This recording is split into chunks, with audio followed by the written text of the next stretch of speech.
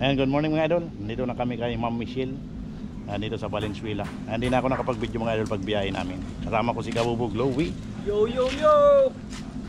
Ayan, magkakabit na kayo mga idol. Mag-i-install na kami nung ayan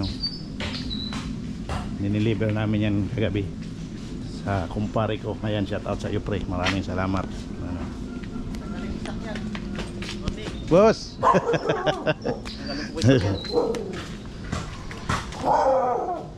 Nalaglag lang yung kamyas oh.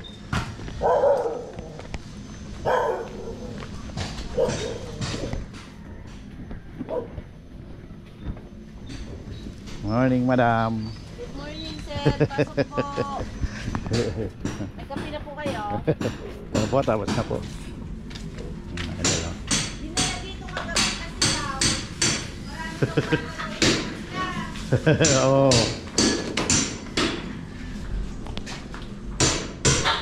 Ayan, kakabitan namin mga idol oh. Yan.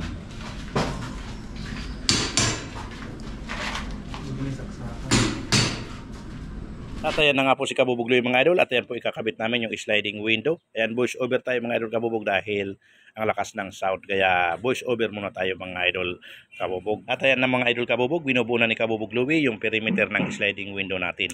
Ayan, dati na pong buo yan pero binaklas muna namin. At pagdating dito, assemble ulit. Dahil po dun sa sakayan, medyo maliit po yung sakayan natin. Ayan po mga idol Kabubog. At ayan na po mga idol Kabubog. Ayan, nasagpak na po ni Kabubog Louie sa ating bintana. Saktong-sakto po. Ayan, medyo masikip-sikip ng konti. Kaya mas maganda pag ganun mga idol. At ngayon mga idol Kabubog ay binabarinan ni Kabubog Louie. Ayan, kailangan po barinahin para po sa paglalagyan ng screw. Kailangan matibay mga idol Kabubog, mas maganda. At ngayon mga idol ay kabit na ni Kabubog Louie yung perimeter. Ayan na po siya.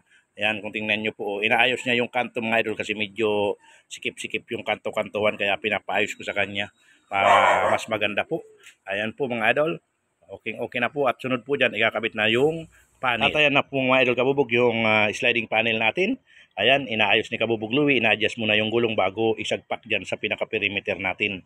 At yung isa, kinuha niya pa mga idol para ayusin din. Para pagdating po, pagsagpak dyan sa perimeter, saksong-sakto. At hindi na tayo magkaka-problema. At ayan na nga po mga idol Kabubog. Ayan, isasagpak na ni Kabubog Louie yung ating sliding panel ng sliding window ni Ma'am Michelle Espiritu ng Valenzuela. At ngayon mga idol, naisagpak na ni Kabubog Louie, ina-adjust niya mga idol yung gulong niya. Ayan, sinisikwat na doon sa kabila para ma-adjust ng maayos kasi kailangan po adjust yan para hindi magka-problema ang ating sliding window. At ang susunod niyang gagawin mga idol ay ikakabitan na po niya ng keeper.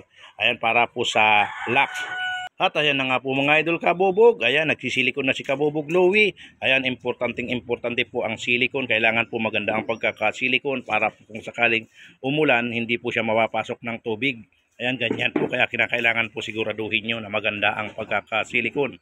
Bago naman po kayo magsilikon, kailangan yung linisan at ayusin para po dumikit talaga ang kanyang silikon. At dito na po siya sa bandang labas mga idol, nagsisilikon. Kailangan po labas-loob isilikon natin para mas maganda at hindi talaga papasukin ng tubig. At ayan na nga po mga idol Kabubog, tapos na ni Kabubog Louie ma-sit up yung sliding window natin, na isilikon niya na, kumpleto na, tapos na. At ang susunod, yan namang pinto mga idol Kabubog. At nandyan na po mga idol Kabubog yung pinto natin, yung aluminum door. Hindi ko na po naipakita kung paano namin isinit up, ikinabit yung bisagra kasi tinulungan ko nga si Kabubog Louie.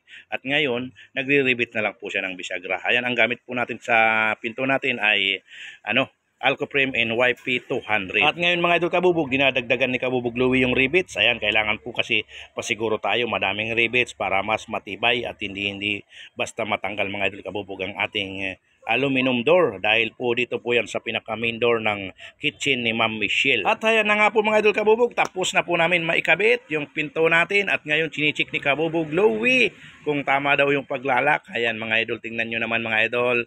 O, napakaganda at lalabas si Kabubog Louie. Dito niya ichichik sa labas.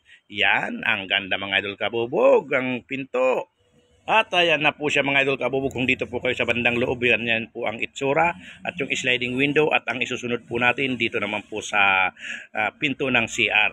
At ayan na mga idol kabubog, yung pinto ng CR natin, ayan, ang ginamit po pala namin yan ay Y-21 and Stoco sheet. Ayan, naikabit na rin po namin, at ang ginagawa ni Kabubog Louie, ayan, nagre-rivets po siya sa bisagra. Ayan, kailangan po naman dyan, kailangan talaga madami rin na rivets. Pasiguro mga idol kabubog para mas matibay. Ayan na po ang ginagawa ni Kabubog Louie. At ayan na po mga idol kabubog, tapos nang ma-sit up ni Kabubog Louie yung aluminum CR door natin. Ayan po, subukan po natin.